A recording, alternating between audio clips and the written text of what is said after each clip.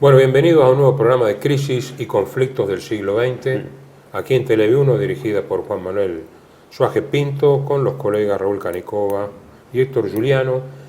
Y nos estamos desviando del tema específicamente militar un poquito, pero para ver, así como existe un iceberg, una punta, que es donde se pelean, digamos, los ejércitos, las flotas y los aviones, el tema es que hay abajo, ¿no es cierto? No, es claro, es que tan importante como los aspectos políticos militares que hemos estado viendo en los últimos programas, es el paralelo desarrollo de la historia diplomática de la Segunda Guerra Mundial, es decir, cómo se fueron dando las distintas conferencias, porque esto es un aspecto muy importante. Estas conferencias eran básicamente secretas durante la guerra y con el tiempo la historiografía la fue documentando. Yo siempre digo lo mismo, la Segunda Guerra Mundial se ha sustraído a la historiografía y nosotros con mayor o menor acierto estamos tratando de plantear ese revisionismo necesario dentro de la investigación histórica, aunque yo no soy un investigador por mí mismo. Aquí me parece importante señalar como partida lo siguiente. Todo el entendimiento de la Segunda Guerra Mundial parte de una premisa que forma parte de la llamada historia oficial o, digamos, hipótesis, tesis central que gestó la propaganda. La idea de la culpabilidad alemana y más específicamente de Adolf Hitler en la guerra. Es notable que los historiadores posteriores, y justamente muchos de ellos historiadores no alemanes, dieron por tierra con esta tesitura, demostrando que después, a la luz de la documentación infinita que se secuestró en Alemania después de la guerra, no resultaba que Alemania hubiese tenido un verdadero plan de dominio mundial. Esto es importante porque en la Segunda Guerra Mundial se luchó por el dominio del mundo. Hemos visto ya desde la primera que no se puede entender la Segunda Guerra Mundial sin entender la primera, porque las dos fueron parte de un mismo proceso. El proceso a través del cual se produjo como consecuencia la deseuropeización del mundo, la pérdida de control de las potencias europeas y el correlativo avance causal que lo dio fundamentalmente la invasión norteamericana de Europa, es decir, la inversión de la doctrina Monroe. En su momento la doctrina Monroe había sido la protección de los norteamericanos contra la injerencia europea en América. Y la Primera Guerra Mundial dio vuelta a eso. Claro, la doctrina Monroe pasa de ser defensiva a ofensiva. Pero además el tema de Alemania es un poco como el de la Francia napoleónica. El objetivo es una hegemonía en el continente, porque no hay fuerza suficiente para operaciones enormes a grandes distancias. Para el dominio mundial se necesita una masa, como la eurasiática, que de por sí pesa, o la capacidad marítima, porque por eso los ingleses tuvieron un imperio mundial. Digamos que pueda efectuar operaciones a distancia y mantener un comercio a grandes distancias y bases a grandes distancias. Y lo podían hacer los angloamericanos de un lado y la Unión Soviética del otro, si bien no podía hacer operaciones de distancia, pero tenía el tema de los partidos comunistas dispersos, que eran herramientas también para dominio. Pero tampoco planteado en lo inmediato como un plan de dominación mundial. Cuando uno, justamente este programa y el que viene lo vamos a dedicar a hacer un raconto lo más simplificado posible de las principales conferencias interaliadas, pero no porque nos dediquemos a la parte aliada solamente, sino porque del lado del eje, en realidad, hubo pocas y contadas reuniones que permitieron saber que se estaba planificando un dominio conjunto del orbe, mientras que en cambio de las conferencias y de la hilación de las conferencias interaliadas, sí surge, y fundamentalmente surge del expansionismo norteamericano, ¿no? Entonces, ahí se plantea un tema muy importante. ¿Por qué? Porque se desmitifica la idea de que la guerra fue incluso provocada por el expansionismo y la intención de dominio mundial nazi. El primero que planteó eso fue el historiador británico A.J.P. Taylor, en su libro sobre los orígenes de la Segunda Guerra Mundial, que hizo una observación al final, hace una observación muy interesante. Él analiza desde la caída de Polonia hasta la de Francia, y el interreño que se abre después cuando Alemania propone la paz y es rechazada por Inglaterra, apuntalada ya en los planes de continuidad de la guerra con Estados Unidos. Y, dice, y creo que termina con esta frase, dice: ahí terminó el conflicto, digamos, propiamente europeo. Dice: esto no tiene que confundirse con la guerra mundial que empezó en el año 1941. Claro, porque en el año 1941 las dimensiones del conflicto, el escenario de guerra era distinto. Entonces se confunde algo que tiene base histórica, que es el plan Barbarroja, es decir, el plan de invasión a Rusia, con el plan de dominio mundial. Los distintos autores, desde Taylor hasta Bibor, que vos lo has estudiado mejor, ¿no?, sostienen, y el propio Trevor Roper, el que escribió sobre los últimos días de Hitler, sostienen que Hitler había sido, dentro de todo, un estadista tradicional, que lo que buscaba, el objetivo, era instaurar o restaurar a Alemania como gran potencia hegemónica europea. Se pensaba de eso en no hay duda. En términos de unidad europea, una unidad europea con capitalidad en Berlín, como había una unidad francesa con capitalidad en París, con Napoleón, que a esta altura del partido, y ya en la época napoleónica, podría haber sido un error en el sentido de que en vez de una federación, había un imperio compartido, pero bueno, la idea de imperio es una idea asiática. Bueno, pero habría que, al final del ciclo, vamos a hablar un poco de eso. Por eso la reflexión mía sobre esto es que acá la condición de guerra mundial y de dominio mundial es unilateral, no están las dos partes. Se ha hecho una propaganda que es curioso, por eso hay que relacionar, como dijo acá Héctor, con la Primera Guerra. Durante la Primera Guerra, el Kaiser fue presentado como monstruo, como todos sabemos, y las únicas pretensiones que tenía el Kaiser era crear una flota de comercio que le permitiera llevar sus productos al resto del mundo igual a la inglesa. Bueno, eso era un delito de lesa humanidad, es decir, no podía hacer eso. Ahora bien, cuando uno ve estos planes, cuando uno ve estos tratados, percibe que en un lado, indiscutiblemente, hay una vocación de dominio mundial. La democracia, o lo que se llama democracia, por eso el antecedente antiguo hay que buscarlo en la Primera Guerra. No hay duda que está en la Primera Guerra, como ustedes muy bien lo han dicho, no lo voy a repetir. Pero el antecedente inmediato de esto creo que está en la Carta del Atlántico, que es el embrión de un replanteo de una política que es anterior, que está, por supuesto, en Inglaterra, cuando Inglaterra se convierte en dueña de los mares a partir de Trafalgar y desplaza a España en el mar y crea un imperio marítimo. Como todos sabemos, el imperio de Inglaterra es un imperio marítimo. Si nosotros miramos la extensión, la impostación del imperio británico, siempre es en las puntas de los continentes. Las Malvinas en el sur del continente americano, Ciudad del Cabo y las colonias y las ciudades que rodean a Sudáfrica, hasta que la asfixian a Sudáfrica porque no le dan salida. En la India lo mismo, son establecimientos, lo mismo en el estrecho de Malaca, son establecimientos que después van cubriendo el territorio, pero empiezan por un desembarco, por el mar, empiezan por el mar. Mientras que el imperio anterior, que es territorial, el imperio español, no es sino heredero del imperio romano y del Sacro Imperio Romano Germánico, y está claro que buscan una unidad continental, pero el principio no es un principio económico, es un principio curiosamente religioso, en el caso del Sacro Imperio. Eso desaparece en 1804 con Trafalgar, e Inglaterra convierte el imperio en un emporio, deja de ser un imperio para convertirse en un emporio. El acento está puesto sobre la economía y después, lo que es mucho más grave, sobre las finanzas. Entonces, el dominio mundial es porque, naturalmente, cualquier cosa que amenace esto en cualquier lugar, primero es en la línea de demarcación, en el caso norteamericano, la línea de demarcación del llamado continente occidental, con la doctrina Monroe, pero después, como dijo muy bien Héctor, eso se invierte. La doctrina Monroe se da vuelta.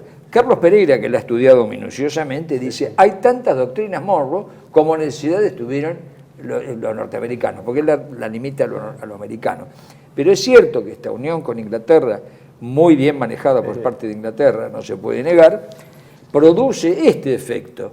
La llamada democracia o el estilo americano de vida o la democracia parlamentaria tiene que ser universal. Es una religión universal que tiene que ser impuesta urbi et orbi ante cualquier desafío o la necesidad de los demás. Y eso lo vemos claramente en la geopolítica que después trataremos. Haushofer, el creador de la Escuela de Geopolítica, hablaba de las panideas, o sea, las ideologías, que son las ideas salvadoras del espacio. Pero acá lo característico es esto, justamente las tres grandes potencias occidentales tenían aspiraciones de dominio mundial. El Imperio Británico, que al momento de estallar la Segunda Guerra Mundial controlaba el 25% de la superficie del mundo. Sí. El Imperio Norteamericano en gestación, que había echado sus ojos a Europa desde la Primera Guerra Mundial, y que no estaba dispuesto a hacer el mismo rol que en la primera, que contribuyó a la guerra y después retiró sus tropas, dejando su ocupación financiera. Perdón, acordate que vos dijiste acá, y decilo de nuevo, vos señalaste acá el préstamo, el famoso préstamo, y ese préstamo fue la condición de entrada en guerra, en el 16. Préstamo, ¿sí? no es Alemania para condicionar el desarrollo alemán, pero las deudas interaliadas. Lo que queda en claro es que los Estados Unidos... No, me refiero al préstamo de 1916, cuando Inglaterra le pide el préstamo a Estados Unidos, y esa fue la invitación a entrar en guerra. Como hasta hablaba de Estados Unidos, mencioné eso. Vos lo mencionaste acá en otro viejo programa. Yo asociaba a la posguerra, cuando Estados Unidos consolida las deudas del Tratado de Versalles por reparaciones, pero tanto más importante, las deudas interaliadas, por las cuales los aliados le terminaban debiendo a Estados Unidos más que en conjunto más que a Alemania. En el 17 van directamente a Wilson, los ingleses le dicen, tenemos 2 meses de comida porque los submarinos alemanes, exagerando, aunque había algo de realidad, así que o entran en la guerra o no le podemos pagar. Eso fue la que la comisión del gran senador Knight, que murió en circunstancias extrañas, investigó y en el 19 y 20 puso sobre la mesa. Bueno,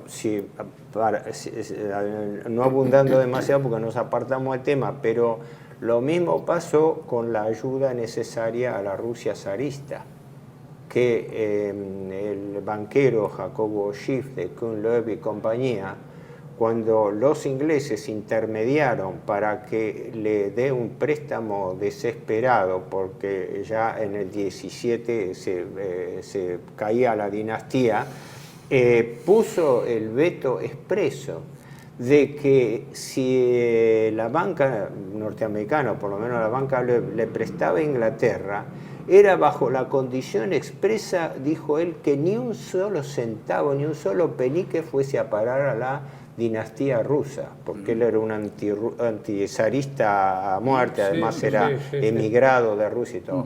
Pero, a ver, yo lo que querría enfatizar en este primer bloque es lo siguiente. Al tema. Dentro de las conferencias aliadas podemos diferenciar 3 relaciones bilaterales. Inglaterra-Estados Unidos, Inglaterra-Unión Soviética y Estados Unidos-Unión Soviética. Dentro de la macroalianza, cada uno tenía sus propios objetivos. ¿Para qué? Para consolidar y para ampliar su imperio. Sí. Por eso decía yo al comienzo que paradójicamente, mientras la historia oficial ha enfatizado hacia un supuesto intención alemana de dominio del mundo, quienes realmente lo estaban llevando a cabo eran las potencias aliadas. Esto empieza, para hacer una hipersíntesis, empieza con la Carta del Atlántico en agosto de 1941. La famosa reunión que se hace en una nave en el Golfo de Argentia, frente a las costas de Terranova, entre Roosevelt y Churchill, donde se establece una especie de decálogo que iba a ser la proforma de lo que después fue las Naciones Unidas. con la importancia... Con el marco ya de la Carta del Atlántico, ¿verdad? Con el marco del Atlántico como base. Sí, sí. Eso había tenido dos antecedentes concretos, donde Estados Unidos estaba violando la neutralidad, más o menos como ahora hace con Ucrania. Sí. La ley de cash and carry, es decir, pague y lleve, Sí. y después la ley de préstamo y arriendo, que fueron anteriores a la intervención formal de Estados Unidos en la Sí, guerra. O sea, sí. eran una ruptura abierta de la neutralidad, proveer material bélico en gran escala a una de las partes en conflicto. Era una cuestión de tiempo que eso debía desembocar en una guerra de gran magnitud, y eso es lo que Taylor acertadamente llamaba la guerra mundial. La verdadera denominación es esa, cuando lo que están en juego son aspiraciones de tipo continental. Ahora, ¿qué había pasado? Ya antes de eso había habido una serie de conferencias en Washington bilaterales entre Inglaterra y Estados Unidos, que algunas se conocían con la serie Arcadia, porque como las conferencias llevaban un nombre clave en secreto, Sí, para que no se la supiera primera dónde era. conferencia que se llevó a cabo en Washington se llamaba llamó Arcadia, Arcadia. sí. Después las otras se llamaban conferencias de Washington 1, 2 y 3, y creo, lo tengo anotado por acá, creo que se dieron entre en la época de la Carta del Atlántico, agosto del 41, ya la segunda se dio en noviembre, y ya las otras se dieron con la entrada de Estados Unidos en guerra después de diciembre, con el ataque japonés de Pearl Harbor. Sí, hubo una seguidilla, ¿no? De conferencias, las Arcadias, Claro, las tres de Washington, sería interesante, la de Quebec, Sí, en su porque momento, la de Quebec, las hemos Quebec creo que mencionado. posterior, fue ¿no? después, Sí, después, pero ahí es donde sí. se habló de la bomba atómica. Al final hay una serie Claro, de pero cosas que- ¿cuál era? Porque ahora entrar en detalle no nos van a dar los tiempos, pero ¿cuál era el leitmotiv de todo esto? Era, primero y principal, el apuntalamiento de Gran Bretaña, lógicamente, eso estaba sobreentendido dentro de la relación especial. Pero la preocupación por el apuntalamiento de Rusia, porque se apuntaba a que Rusia iba a ser la única la tabla de salvación de la posibilidad de volver a tener un segundo frente. Es decir, la clave era involucrar a Rusia. Recordá, Héctor, exactamente lo que está Sí. diciendo esto.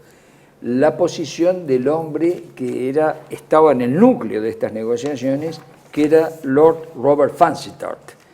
Fancytart es el hombre que hacía el nexo entre, había estado en Alemania muchas veces, había tratado con Hess y demás. De la Exacto. destrucción de Alemania. Pero cuando cuando se produce la derrota de Inglaterra y la derrota de Francia en el 40, Lord Fancytart y él y Horst Wehlinger, que era el ministro de Defensa, son los que mantienen a ultranza una posición. Ningún pedido de paz de Alemania debe ser aceptado, ninguno. Aún el más generoso, que es el que llegó a través del Vaticano a Madrid, porque Madrid era el lugar de las negociaciones. Partido de la guerra. Exactamente. El partido de la guerra lo encarnan en forma eminente Lord Robert Fancytart y Horst Wehlinger, ¿no es cierto? El economista y el estadista. Fancytart sería el estadista, Claro, y el pero economista hay un Wehlinger. detalle Ahora, no, importante. pero esto, ¿por qué es importante? Sí. Porque allí se decide se influye sobre el político más importante, que era Churchill. No Roosevelt, que todavía no había intervenido, ni Stalin, que todavía no había intervenido. Era el más importante Churchill, porque Churchill tiene proyecto global propio, es decir, engendra él el proyecto, mientras que el de Roosevelt no, viene de un grupo, que él lo acepta y lo expone, pero Roosevelt no tiene pensamiento, salvo la utopía del American Way of Life, no tiene un pensamiento propio Roosevelt, lo tiene, se apoya en Harry Hopkins y en el gabinete ese que tenía. Es así. Y Stalin no se sabe porque Stalin no habla, Stalin hace y actúa, pero no tiene... Hay que reconocer esto. La Rusia soviética estaba en una crisis que no podía pensar mucho en expandirse en el mundo, porque estaba todavía teniendo las consecuencias de su reorganización interna. Pero todas las ambiciones maquinadas por el establishment inglés, con personajes como Vansittart, etcétera, que fueron los del partido de la guerra, no hubieran podido prosperar ni por las tapas de no haber tenido la apoyatura del imperio norteamericano detrás.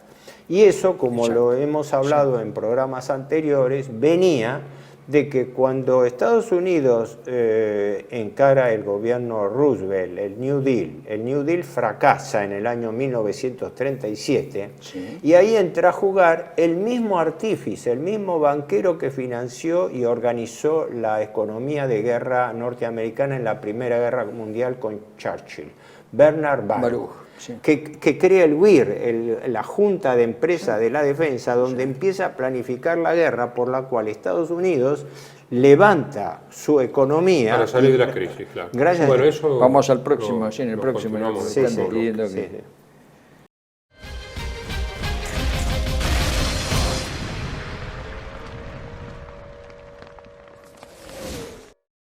Bienvenidos a CEPA, Centro de Estudios del Pensamiento Americano. Nuevo sitio web de cursos de formación en política, filosofía, historia, literatura, geopolítica, religión, psicología y más. Cursos de formación que reflejan el verdadero pensamiento americano. Lo invitamos a elegir el curso de su agrado ingresando en www.cepa.la.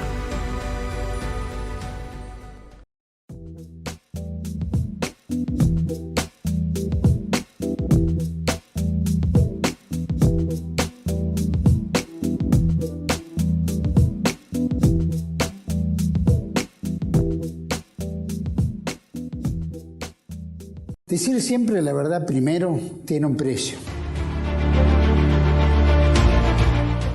Pero todos los días, en cada programa, en cada reportaje, en cada esclarecimiento, descubrimos que decir la verdad vale la pena. Decir siempre la verdad tiene un precio. Pero cada vez que recibimos tu apoyo, entendemos que seguir luchando vale la pena. Dependemos de tu ayuda. TLB1. Toda la verdad primero.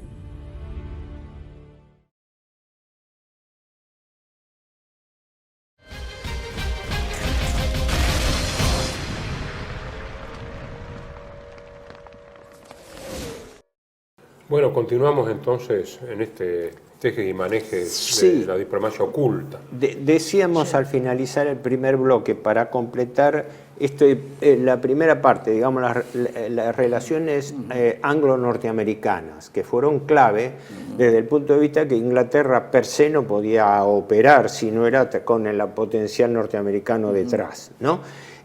Allí hubo una serie de conferencias y el leitmotiv de estas conferencias, dijimos, era primero apuntalar a Gran Bretaña en su defensa, consolidar el control del Atlántico Norte, que era el requisito militar geoestratégico norteamericano, por eso ya Estados Unidos ocupa Islandia, establece las costas de, creo que también Groenlandia, Sí, sí. en fin, la expansión en el Atlántico y la previsión de que la Unión Soviética de alguna manera tenía que prever entrar en guerra. Claro. Exacto. Por eso, Esto que vos decís, ahí viene el carácter de por qué la guerra preventiva que Alemania empieza a preparar contra la Unión Soviética cuando percibe, aparte de la expansión alemana por la idea del Lebensraum, la idea de expansión hacia el este y de la ambición alemana de un gran Reich alemán que se expandiese desde la Europa central hasta los Urales. Como ocurre en toda guerra, aquí hay un intríngulis, una situación, porque lo que le pasa a Francia napoleónica y le pasa a Alemania en la Primera y en la Segunda Guerra Mundial. Es decir, cualquier persona que esté en los mandos militares y políticos de un país central como Alemania sabe que no puede resistir una guerra larga sin tener recursos, y esos recursos los tiene que tomar de una Europa ampliada por razón o por fuerza. Es decir, aquí eso, por eso es una tragedia una guerra, porque se van sumando cosas una tras otras, acontecimientos que al final desembocan en la guerra total. por eso, mundial. eso mismo que estás diciendo vos y lo que dice acá Héctor, puesto en su verdadero quicio, ¿no? En el rompecabezas de la diplomacia oculta, es lo que está en la correspondencia que publicó Martin Allen en su libro sobre Rudolf Hess, en la correspondencia de Lord Vansittart y Horst Bellinger, donde dicen directamente: es necesario que Estados Unidos entre en guerra y es necesario que lo haga la Unión Soviética. Y largan una hipótesis que, como decía Ortega, exagero para que se me entienda, ¿no?, al estilo de Ortega, dicen, bueno, aunque haya que entregar toda Europa a Stalin y haya que entregar el Commonwealth completo a los Estados Unidos. Es una hipótesis exagerada, por supuesto, pero en la correspondencia lo dicen. No podemos aceptar una paz de ningún poder, dicen, más allá del nacionalsocialismo, de quien gobierna Alemania, de ningún poder constituido en el centro de Europa. No lo podemos aceptar. Es la vieja idea inglesa después de Cromwell, pero es la vieja idea, claro, no tener una flota ninguno superior a la mía, claro, y que no haya ningún poder capaz de unificar el continente, claro, porque entonces me bloquea la economía, claro, el famoso proceso napoleónico. El hecho, claro, la tarea completa. La Primera Guerra Mundial terminó con el Imperio Austrohúngaro. La segunda terminó con el Imperio Alemán, que era la tarea faltante que yo tenía. ¿Por qué? Porque, insisto, todo esto iba pergeñando ya mecanismos de ocupación futura, militar y política. ¿Sí? Porque se estaba hablando ya de fortalecer la hegemonía británica. Es decir, no es secundario que los Estados Unidos hayan... Creo que también se ocuparon las Azores, ¿verdad? Por ocuparon las Azores. Forzaron a países.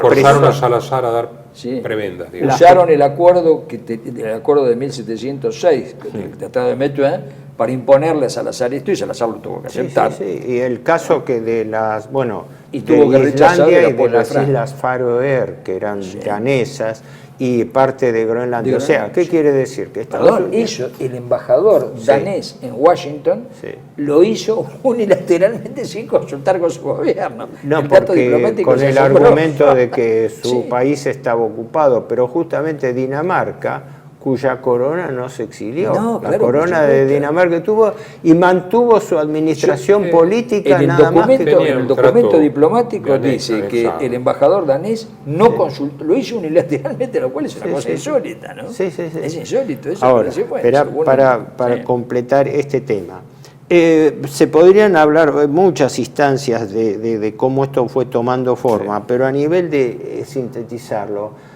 ¿qué es lo que yo veo como clave en todo esto?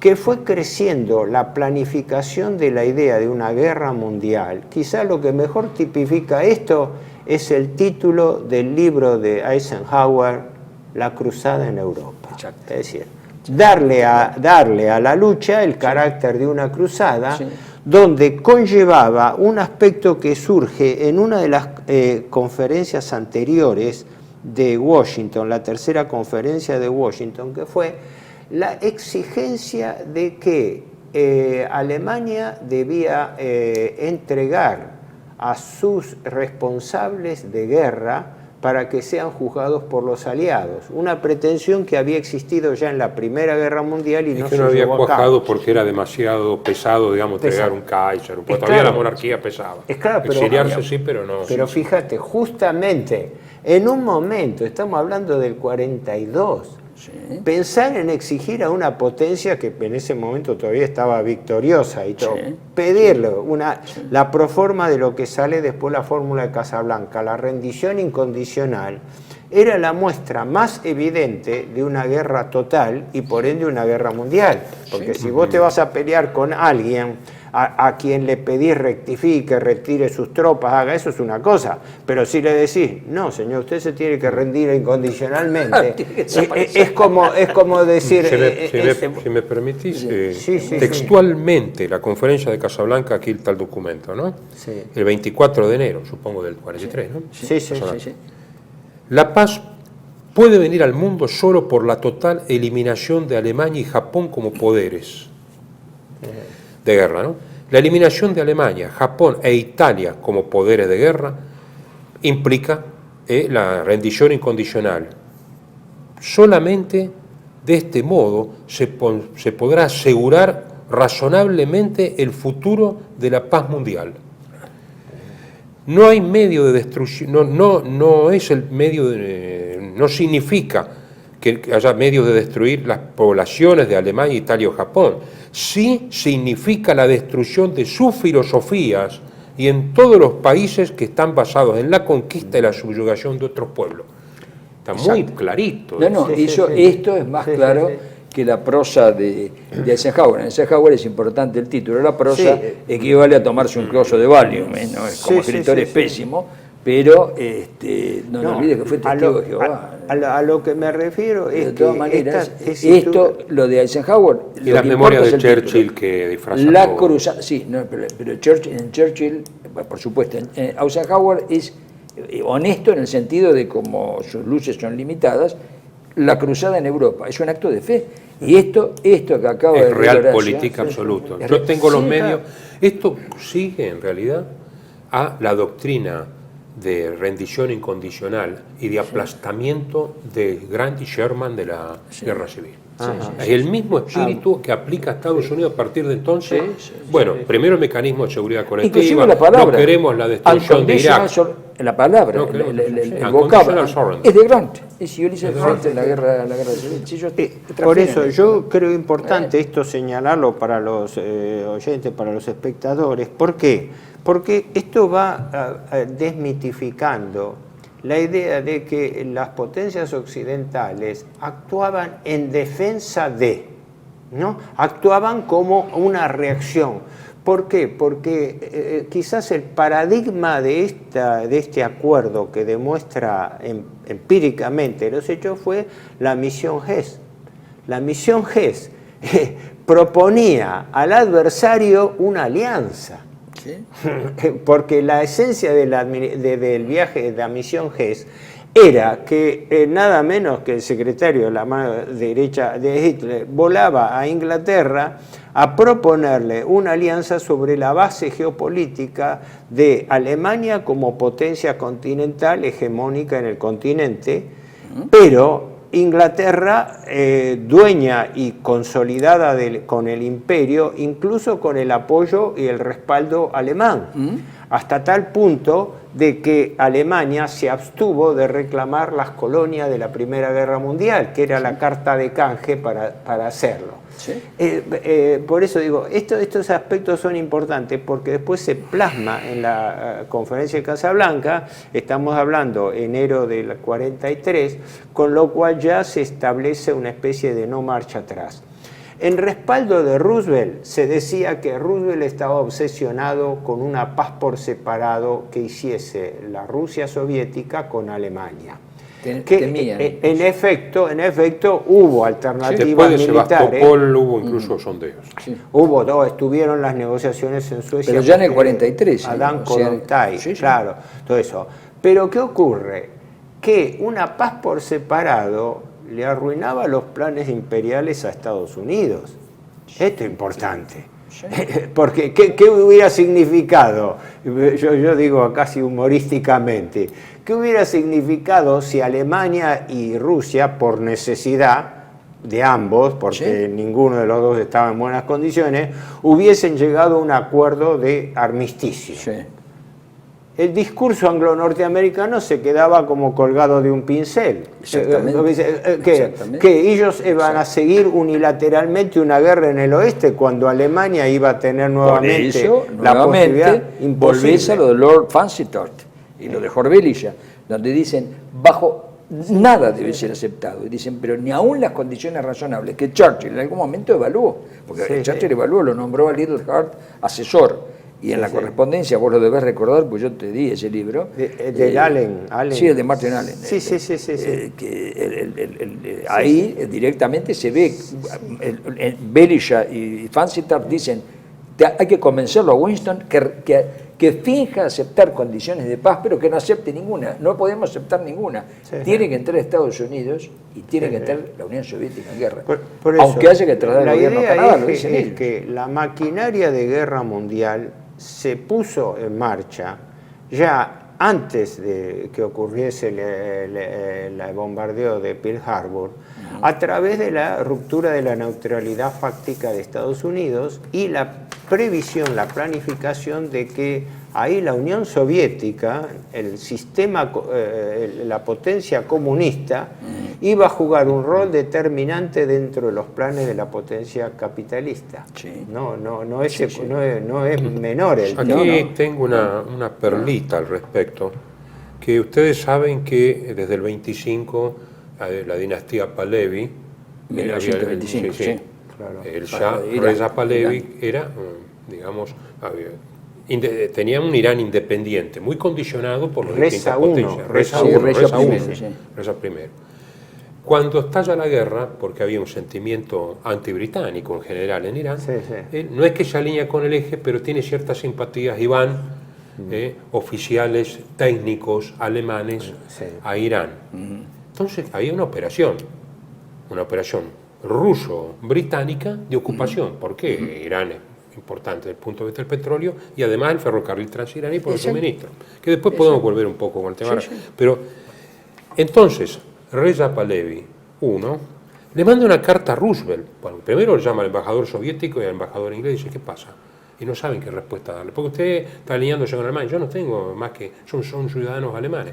Le manda una carta a Roosevelt pidiéndole la mediación ante la agresión y en defensa del principio defendido por Estados Unidos de la libertad de los pueblos. ¿Cuál es la respuesta de Roosevelt? Ante la ambición de Hitler de conquistar el mundo, hay que prever por la fuerza de las armas frenarlo, si no el Reich se extendería por Asia, África e incluso las Américas. Por eso Estados Unidos está ayudando materialmente a los países que se oponen al plan de dominación mundial nazi. Octubre del 41. Y, Es una joyita esto antes de porque la guerra, está diciendo... Mira, ¿de importantísimo dónde eso, sale eso? Sí, porque importantísimo, ratifica claro, esta claro. idea central, que es que el argumento o la excusa del dominio del mundo como ambición alemana, un hecho que no fue probado ni siquiera por la historiografía de posguerra, Es lo que dice Carl fue Schmitt. la causa invocada para el dominio Yo del me mundo puedo apoderar aliado. de un concepto válido universalmente, libertad de los pueblos, el dominio mundial del adversario, etcétera, a Arsenal expensas de- del enemigo, Sí. como, vamos a ser sinceros, el atlantismo actualmente se está apoderando del concepto de Occidente a expensas del bloque chino-ruso. Sí, si, sí, si vemos lo que están diciendo de Putin, es más o menos lo que decían de Hitler. sí, Estamos a decir la cosa, no ha cambiado nada en eso.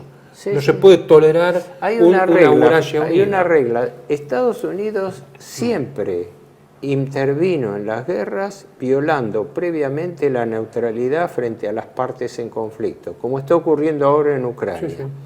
Utilizando un Estado menor como ariete contra una potencia, como Inglaterra y Francia con el respaldo de Estados Unidos atrás lo hicieron con Polonia. Ahora están aplicando la misma técnica en Ucrania. Pero sin perdernos mucho del tema, vuelvo a resaltar esto, el carácter de la guerra mundial. Esta declaración que yo decía es una declaración poco conocida, la declaración del Palacio de St. James en Londres, que se hizo en enero del 42. Y acá hablaba de reunir a los gobiernos en el exilio para reconfigurar el programa, el mapa de Europa, ¿no? Porque es claro, había países como Checoslovaquia que ya habían dejado de existir unificados, ¿no? Había otro... Bueno, un Estado artificial, vamos a hablar ¿Cómo? claro, ¿no? Un Estado artificial. Un hecho Estado con un artificial, pero pedazo que del ya había Imperio sido Austrohúngaro. desmantelado, Ah, quiere decir que... Y tan artificial era que ahora sin guerra se la idea separaron. de una declaración de 4 puntos es, que incluía el castigo de los dirigentes nazis. Enero del 42, o sea, apenas ingresado a Estados Unidos. Esto lo que señala como balance es cuáles fueron los argumentos del verdadero objetivo de dominio mundial. Porque este planteo político-diplomático de la guerra, mientras se llevaban a cabo las operaciones militares de ocupación de distintos países, fue la que configuró esto. Si hacemos a tiempo hablar en este bloque muy pequeño, yo quería señalar un capítulo poco desarrollado, poco conocido, que era la importancia de las relaciones bilaterales entre Inglaterra y la Unión Soviética. Esto es como decimos acá en la Argentina, ¿no? Decimos que Inglaterra se cortaba solo con muchos aspectos. ¿Por qué?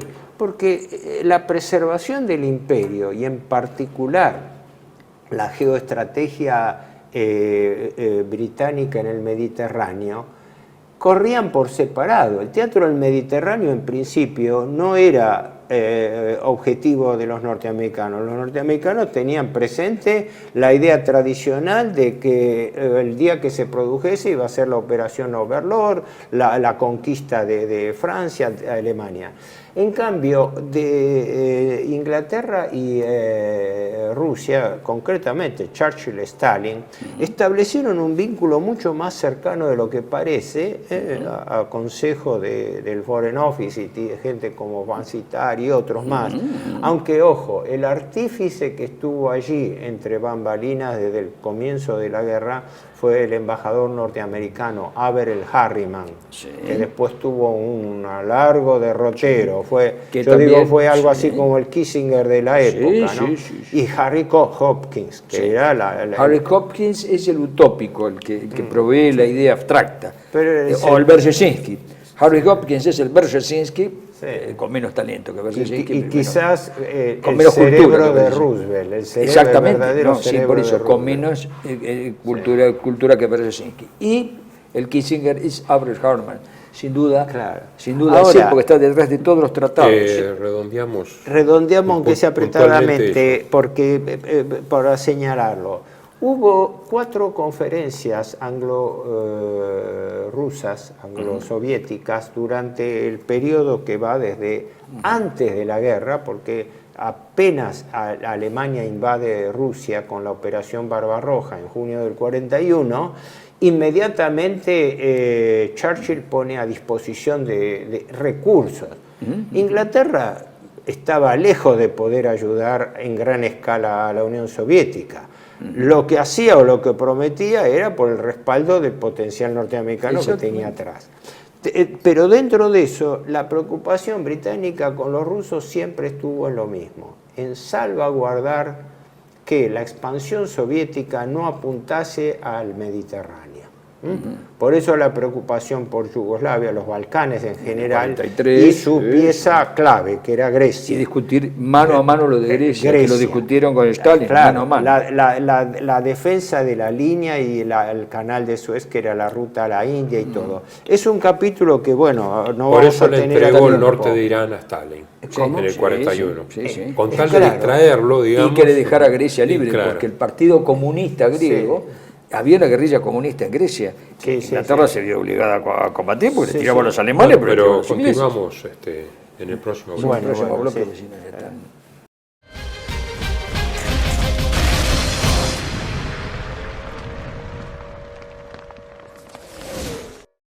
Bienvenidos a CEPA, Centro de Estudios del Pensamiento Americano. Nuevo sitio web de cursos de formación en política, filosofía, historia, literatura, geopolítica, religión, psicología y más. Cursos de formación que reflejan el verdadero pensamiento americano. Lo invitamos a elegir el curso de su agrado ingresando en www.cepa.la.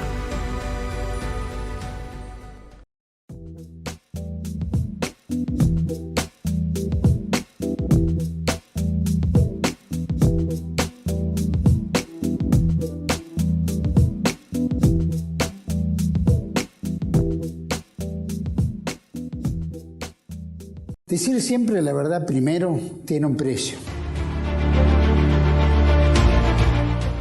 Pero todos los días, en cada programa, en cada reportaje, en cada esclarecimiento, descubrimos que decir la verdad vale la pena.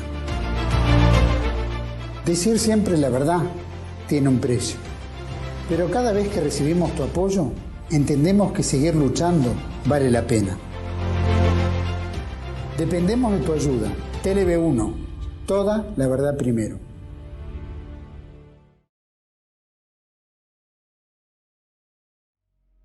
Dominium Mundi, del Génesis al Gobierno Mundial, de Samuel Cruz, una monumental obra en la que se devela que el proyecto político del gobierno mundial se remonta a épocas tan antiguas como el propio Génesis, el Templo de Salomón, Alejandro Magno y el Imperio Romano.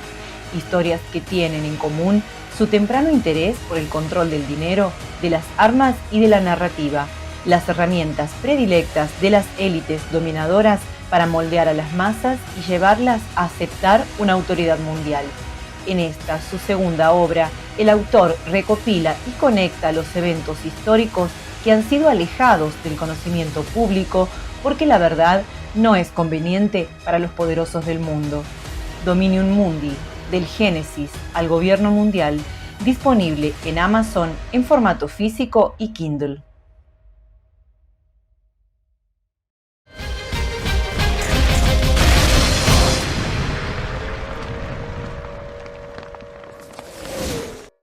Bueno, vamos ahora al último bloque entonces. Y claro, continuamos no con va a las haber conferencias. tiempo para poder desarrollar este tema, que un capítulo para mí muy interesante, las relaciones anglo-soviéticas. Pero la idea eje para los espectadores es que Inglaterra, dentro de su alianza especial con Estados Unidos y dentro de las tres grandes potencias, tenía su propio juego estratégico, fundamentalmente en cuanto a los intereses del Mediterráneo frente a la Unión Soviética. Por razones de tiempo no vamos a entrar en eso, porque lo más importante es las relaciones macro, digamos así. Vamos a volver cuando hablemos ahora en el próximo programa de los otros aspectos. Pero con la mera referencia geográfica lo decís. Es decir, Gibraltar, Malta, Chipre y Grecia. Y Grecia, Suecia. Sí, sí. Y eso Y significa Grecia, la India. por eso Y la eso negociación- significa la India. Claro, el camino de porque la la India. negociación con Rusia es por Grecia. Vos es por Grecia. fíjate, nosotros lo conocemos, pero fíjense los oyentes en la clave que durante toda la guerra los tres apuntalamientos clave de la estrategia británica en el Mediterráneo, Gibraltar, Malta y Suez, quedaron preservados a fuego. Sí, sí. Quedan. Ahora, Pero Rusia en Malta y en Gibraltar no entraba.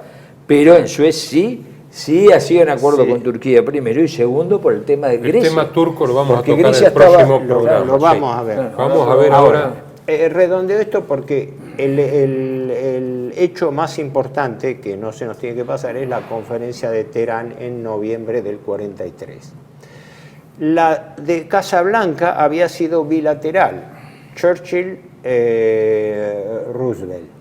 Había sido invitado Stalin, pero Stalin no concurrió con el argumento lógico que estaba justamente en enero de 43 enfrascado en la lucha de la zona de Stalingrado, pero creo que ni siquiera mandó representante relevante, porque no fue Molotov, que era el canciller. No, fue un representante, pero Habrá no ido era el algún segundo. observador, Sí, pero observador, nada sí. más. Sí, sí, sí. Pero la conferencia de Sí, Teherán... De Gaulle era importante, pero pobre De Gaulle. La conferencia de Teherán fue la primera de los tres grandes. Pero ¿no? antes de Teherán, el mes anterior no hubo una Claro, Al-Qaeda. sí. Pero una escala previa a Teherán fue la conferencia del Cairo, donde Churchill y Roosevelt se reúnen para tratar, formalmente eran los aspectos de apoyo a Chiang Kai-shek por el gobierno de Kuomintang en China, y la guerra del Pacífico y todo un capítulo que coordinaban bilateralmente Inglaterra y Estados Unidos, porque Rusia no intervenía directamente, no intervenía en la guerra del Pacífico. Pero en la conferencia del Cairo preparan, como bien dice, se preparan conjuntamente para negociar la primera vez con Stalin. Claro. ¿No? Ahora, Estados Unidos venía allanando una gran alianza bilateral con la Unión Soviética que venía desde la Primera Guerra Mundial, donde hay que tener presente que muchos personajes importantes de la diplomacia y la política norteamericana vieron con simpatía y apoyaron a la revolución bolchevique en Rusia. El famoso embajador norteamericano Bullitt en París, ¿no? Creo que provenía William también Bullitt. de las simpatías con el comunismo, estaba casada con una rusa, o bolchevique, etc. O sea, no es que había una... Después, en la Guerra Fría, eso se fabuló con respecto... no se fabuló. Bueno, además había un norteamericano muy famoso, la Revolución Bolchevique, John Reed. John Reed, los 10 Además, tiene días apellido, que cambiaron se llamaba el Rojo de mundo, ¿no? apellido. Mirá Y vos, después John Reed, estos lo dos era. personajes clave, Harry Hopkins, que había ya viajado y entrevistado con Stalin de parte bilateral de Roosevelt, Averell Harriman, el embajador allí todo. Entonces, para ir al núcleo de la conferencia de Teherán, hay un episodio que no es menor, que estaba dañando las relaciones interaliadas. En abril del año 43, los alemanes descubren cerca de Smolensk el Last las fosas comunes de la sí, matanza de de Katyn, que habían sido cometidas por los rusos, matando a gran parte de la oficialidad polaca, y casi inmediatamente después de la rendición de Polonia. Sí. Recordemos que Polonia había sido invadida desde el oeste por Alemania y desde el este por la Unión Soviética. Que Francia e Inglaterra le declararon solo la guerra a Alemania por violar su frontera, pero no, y no a la Unión pero no a la Unión Soviética. Soviética. Los comunistas eran buenos. Sí. Más allá que reclamaban la línea Curzon, que Sí. a decir verdad, Inglaterra y después exigió Stalin su Sí, reconocimiento. exactamente. Sí. Cosa que el gobierno polaco en el exilio en Londres no aceptaba. No aceptaba. Pero cuando estalla el descubrimiento de las fosas de Katyn, Se llama encontraron una comisión de la Cruz Roja Internacional Claro. de Ginebra. Claro, Fue algo porque muy serio. De eso. los 12 peritos que intervinieron, si bien eran países aliados o simpatizantes del eje, pero tuvieron la precaución de también integrarlo con un médico suizo, por lo cual era una comisión internacional que certificó y documentó. Además, los polacos en el exilio tenían documentación de eso, porque toda la correspondencia que llegaba por la Cruz Roja se interrumpía los primeros meses del 40. Y desde entonces todas las misiones polacas preguntaban por los rusos. Eso está muy bien desarrollado en un libro de Kolko, un norteamericano, no sé si de ascendencia checa o polaca. Está documentado cómo fue todos los antecedentes de los reclamos polacos, etc. Exacto. Pero sirvió de pretexto a Stalin para desconocer, romper relaciones con el gobierno polaco en el exilio. Es claro. En ese momento, el que encabezaba el gobierno polaco en el exilio era el general Sikorski. Exactamente. ¿No? Con el mismo apellido que el de los helicópteros norteamericanos, que era de ascendencia polaca. Lo declara persona no grata, lo envía.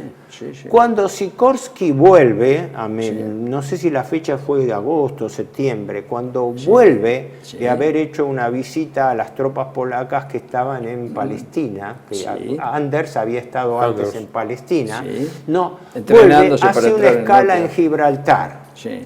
Y los aliados tenían el problema de qué hacían con Sikorski, porque era una persona que les estaba molestando es decir, le estaba entorpeciendo las relaciones con la Unión Soviética, porque la Unión Soviética no quería aceptar. Hay que aclarar que después en Nuremberg el fiscal soviético pidió incluirlo entre los cargos al canciller Ribbentrop y a otros más como responsable de la matanza de Katyn, tratando de involucrar a los alemanes. Cosa que era falsa, fue desestimada por el tribunal de Nuremberg, y que después en el año 1990 Gorbachev terminó aceptando que la matanza había sido ya. Más de 20.000 cadáveres. Porque la munición era alemana, pero era muy común la importación de munición Claro, alemana. era munición vendida antes de la guerra y todo, pero el hecho, además se descubrió que ahí era un lugar de matanza tradicional desde la época de la revolución bolchevique, que era un lugar, un bosque cercano a Smolensk, a 15 kilómetros, donde ya los tenían experiencia. Incluso hubo un verdugo, un sicario tremendo, un comisario de apellido Golgin, a quien se le atribuye que era el que mataba directamente a los jefes. Hay una película muy interesante de Andrés Bagda sobre Katyn, porque el padre de Andrés Bagda era uno de los oficiales fusilados. Pero no, acá el episodio va solamente a esto. Sikorski vuelve de Medio Oriente y hace una escala en Gibraltar. En Gibraltar pernocta en la casa del gobernador británico, un general McFarlane. El avión de Sikorski volvía a Londres la mañana siguiente, y él iba acompañado con la hija de él, que era una chica joven, que era su secretaria. Sintomáticamente, la esposa de McFarlane, del gobernador, le insiste reiteradamente en que permanezca unos días invitada allí para permanecer en Gibraltar. La cuestión es esta, que el avión de Sikorski despega y cae imprevistamente a los 1500 metros de la costa, Sí. y que el piloto, que era un checo al servicio de Gran Bretaña y que probablemente era miembro del Intelligence Service o era Sí. rentado, se salva a nado. Mientras, o sea, para decirlo en dos palabras, Churchill mandó a matar a Sikorsky para de esa manera allanar, entre otros, el punto que se iba a aceptar en Teherán, que era que se anticipaba que los aliados le iban a reconocer a la Unión Soviética la línea Curzon, la sí, misma que Curzon-Oder. Stalin Sí, sí. había pactado con Hitler. Claro, claro, es decir, que los territorios yo los había tomado y yo quiero que me lo den. En Teherán la Sobre el aceptación. cual Rusia tenía también Quería reivindicación un histórica. solo bocadito sobre el Cairo. Se ratifica lo de la rendición incondicional de Japón y la Exacto. destrucción de las fuerzas japonesas, la expulsión de todas las islas tomadas desde la Primera Guerra Mundial y la independencia de Corea. O sea, es el ultimátum a Japón, ¿no? Sí, sí, sí. Bueno, ahora vamos a Entonces, de El Cairo, creo que viajarían juntos. Churchill y Roosevelt viajan a Teherán, donde se hace la primera gran conferencia, la llamada Conferencia de los Tres Grandes. Las otras dos que ocurrieron, Yalta y Potsdam, ocurrieron ya en el 45, Sí, por eso que van a- consolidaron la división del mundo. Pero acá, en cuanto a las decisiones más importantes, la primera y principal fue que la posición de Stalin era muy fuerte frente a los aliados, porque Stalin exigía machacosamente una cosa lógica, la apertura del segundo frente. Además venía embalado por los triunfos entre Stalingrado y Ucrania. Claro, claro, lo de Kursk había sido en agosto, el avance soviético se perfilaba, el retiro de los alemanes de Crimea, o sea... Roosevelt estaba bastante mal de salud ya. Sí, ya estaba, Muy sí. agotado. Sí, y sí, Churchill siempre pidiendo por el Mediterráneo. Fue Sí, tranquilo, sí, sí, cauto, sí, pero, pero se plantó en el sí, tema sí. mediterráneo. Es claro, por eso yo insistía en esto, porque en efecto la principal preocupación de Churchill no era hablar de la operación Overlord, eso como quien dice se lo dejaba a los norteamericanos, por así decirlo. El interés de Churchill estaba en preservar cómo eran las relaciones en Yugoslavia, porque Tito andaba a doble punta, porque Tito era independiente en realidad del comunismo soviético, Grecia, el apuntalamiento Quería y la serlo. consolidación de todo, incluso lo que después vamos a hablar en el futuro, las relaciones con Turquía. O sea que la estrategia discursiva de Churchill era salvaguardar la geopolítica británica del Mediterráneo. Hay una anécdota al respecto que es que Churchill se queda siempre dando vueltas a la pregunta de Stalin. Bueno, la fecha exacta de Overlord, porque sí. Roosevelt va con Overlord, ¿no? Sí, Hay que sí. sacar por Francia, así, con 3 días de discusión minuciosa, los efectivos y todo, para coincidir con la ofensiva soviética sobre Alemania. Sí, iba a ser la operación Bagration. Sí. Sí. Pero entonces Stalin dice, bueno, ya puse mucha sangre, lo cual era cierto, Sí. denme la fecha exacta. Y Churchill entonces se levanta y le dice a Molotov, ¿no? Bueno, no y a podemos. Brochilo, aquí estamos perdiendo el tiempo, Sí, nos vamos. sí. Que Claro. en casa tenemos muchos problemas. Claro. Y Churchill dice que entonces, no, Claro, ahí lo puso me ha entendido mal, excelencia, es en mayo del 44. En mayo, Y claro. le regala el famoso sable de oro Ah, sí. por la batalla de sí. Stalingrado que el rey Jorge VI mandó. La réplica mandó a del hacer. sable, sí. ¿verdad? La Sí, sí. réplica del sable real. El sable real. Stalin besó. Sí. Y a la Sí, noche la dice, sí. bueno, dice Usaba Stalin, hay que cortaba matar entre 10 y 50.000 oficiales alemanes porque así Alemania no vuelve a hacer guerras. Y Roosevelt se hace el vivo, el simpático, dice, no, que sean 49.000.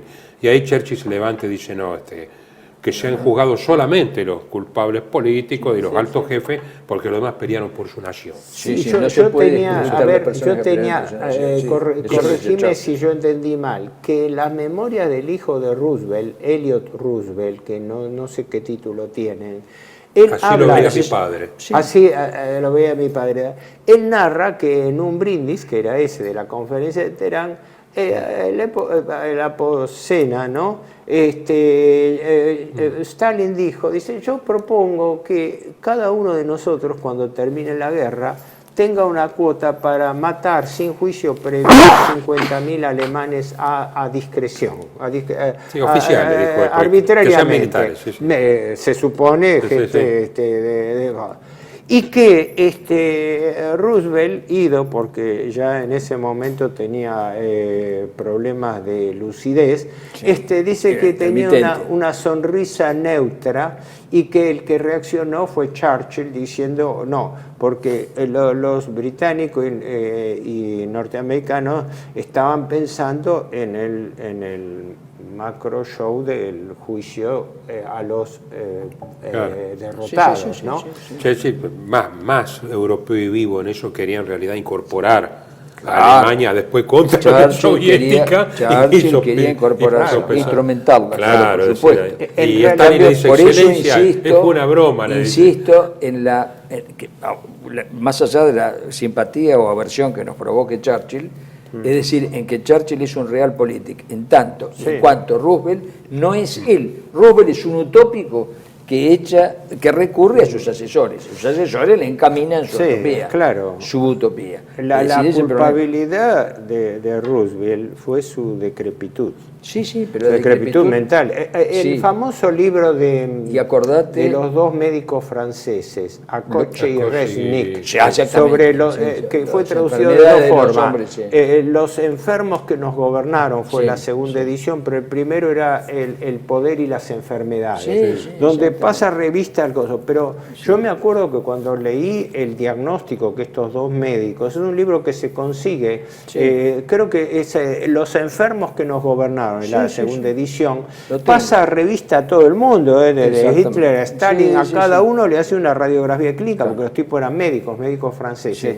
Y cuando llega a Roosevelt, realmente es patético.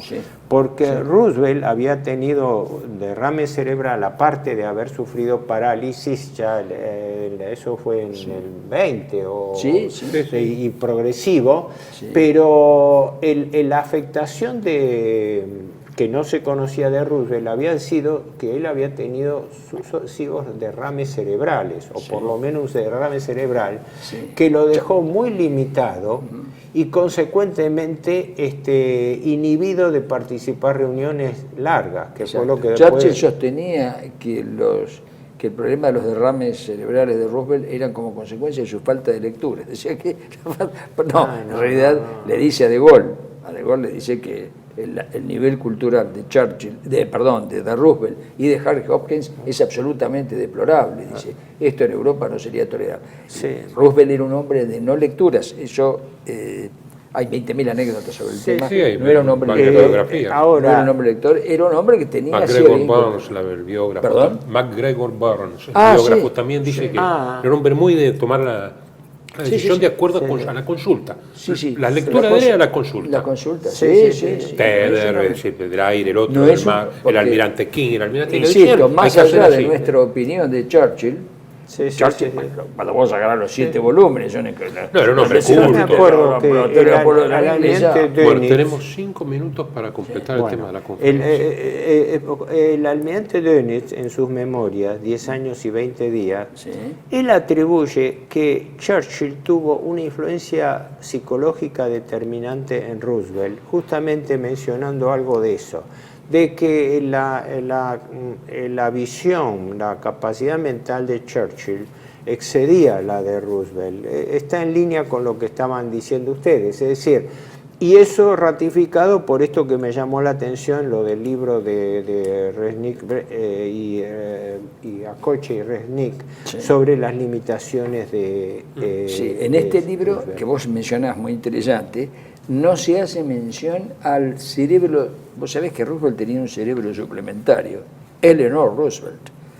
La mujer de Roosevelt tenía una capacidad de ejecutiva y de influencia sobre él enorme.